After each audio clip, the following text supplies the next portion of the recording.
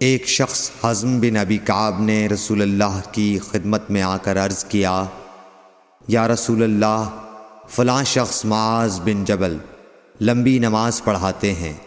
اس لیے میں جماعت کی نماز میں شریک نہیں ہو سکتا، کیونکہ میں دن بھر اونٹ چرانے کی وجہ سے رات کو تھک کر چکنا چور ہوتا ہوں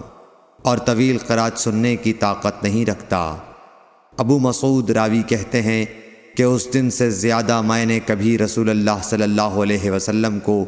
وعظ کے دوران اتنا غضبناک نہیں دیکھا۔